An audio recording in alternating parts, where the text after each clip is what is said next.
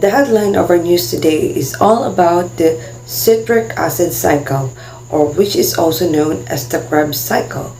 And for our daily news, we have the event in the electron transport chain as well as the ATP synthesis. But before we proceed with our headlines, we need to go back to the incident in which is the preparation for the citric acid cycle. So going back to the previous topic, we begin with the glucose, a molecule which is composed of 6 carbon chain, and through a process of glycolysis, which was reported by the recent reporter, it was split into half, which is called the pyruvate. Obviously, it is composed of 3 carbon chains or a 3 carbon molecule, as the glucose was split into half. So a glucose is a 6 carbon chain, and when it is split into half, it becomes 3. So the pyruvate gets oxidized, and it is called the pyruvate oxidation. It cleaves off one of the carbon, and so now we will have 2 carbons left, which will be the acetyl-CoA.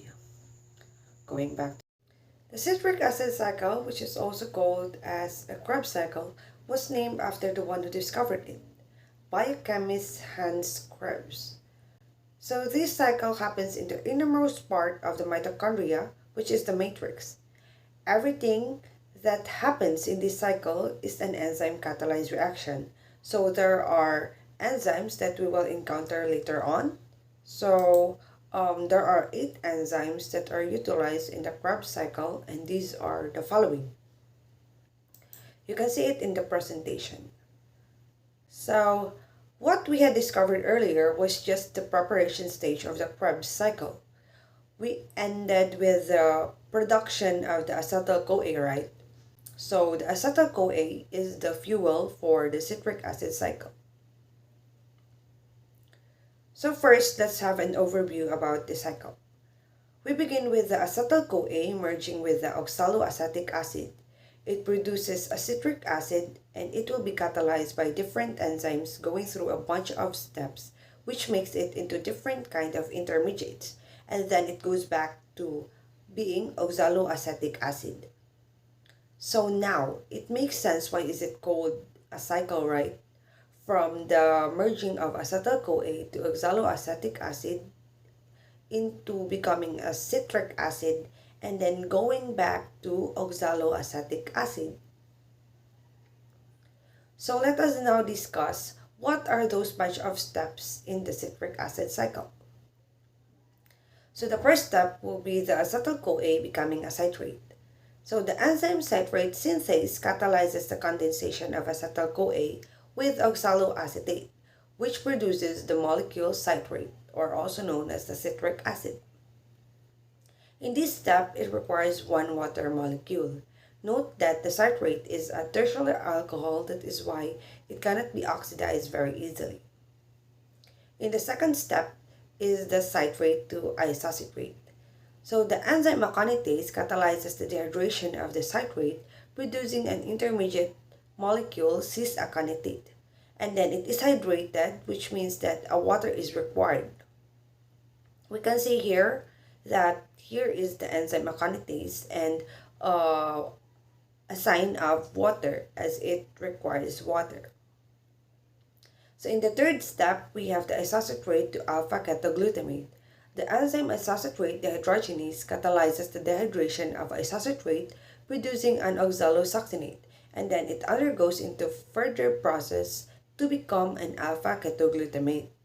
And in this step, 1 NADH is produced, and as we can see in the illustration, the molecule NAD plus is reduced into NADH. And then a molecule of carbon dioxide is released, producing into proceeding into the electron transport chain.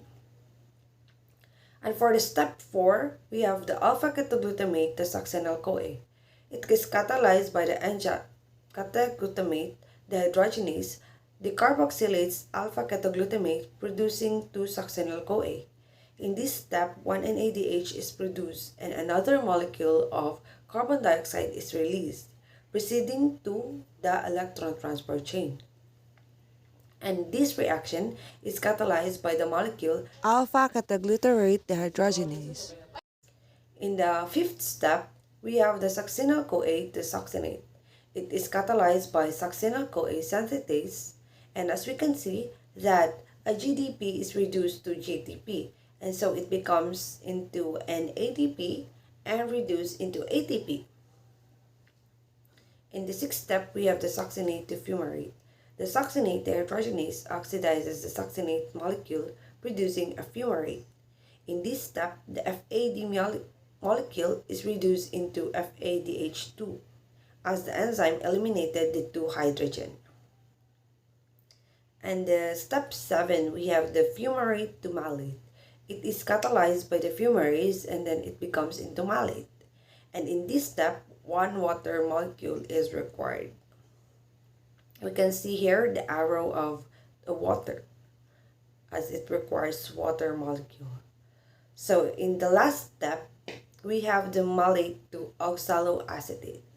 So the molecule oxaloacetate regenerated from malate, which allows the cycle to start anew.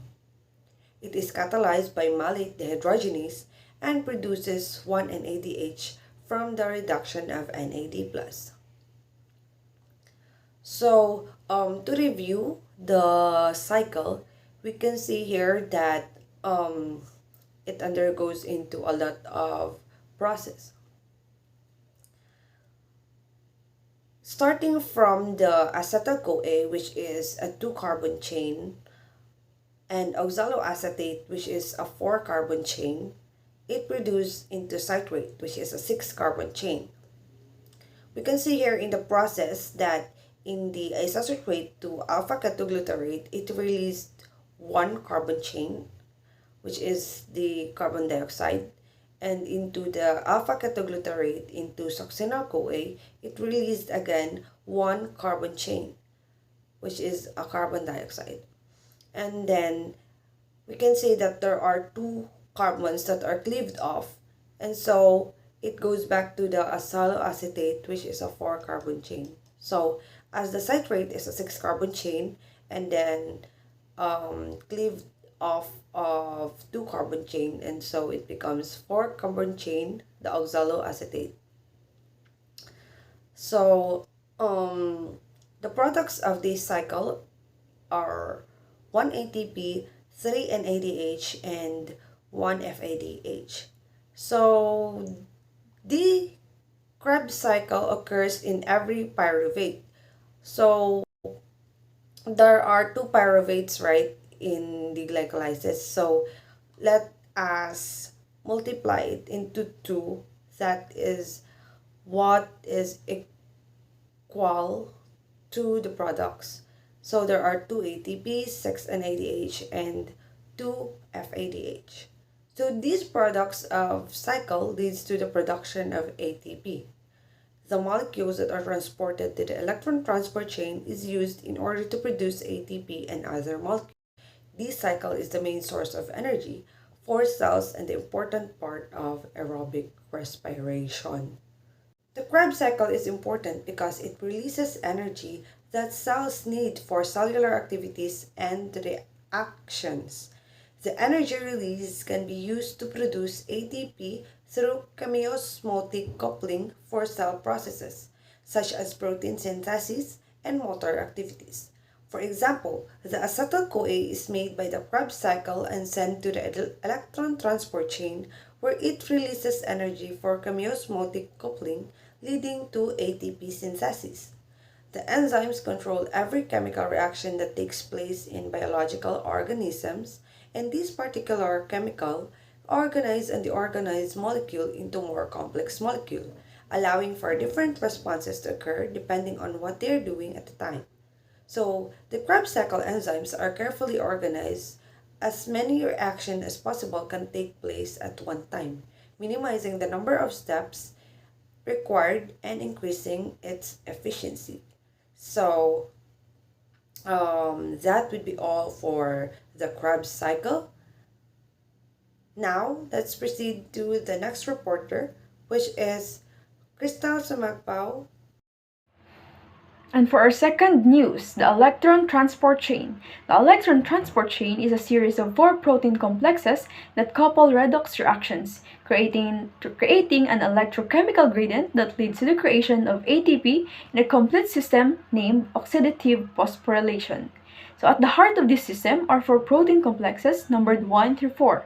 Complexes 1, 3, and 4 directly pump protons from the matrix into the intermembrane space. Complex 2 does not directly pump protons, but it does promote proton pumping in complexes number 3 and 4.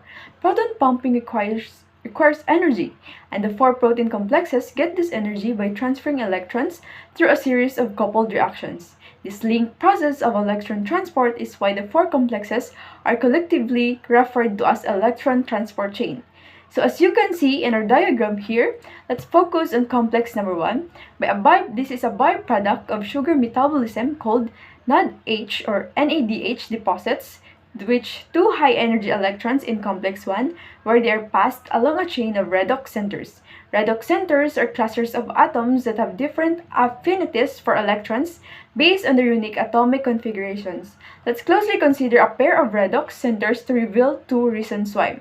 So an electron moves from the top redox center to the bottom. So first, the bottom redox center has a higher affinity than the top one. Second, the distance between these adjacent redox centers is ideal for an electron jump to occur, which explains why electrons typically don't bypass the bottom redox center. So a small amount of energy is released each time an electron is passed between redox centers, and complex 1 harnesses this energy across all the redox centers and uses it to pump protons. And the last redox center in complex 1 donates 2 electrons to a coenzyme Q molecule.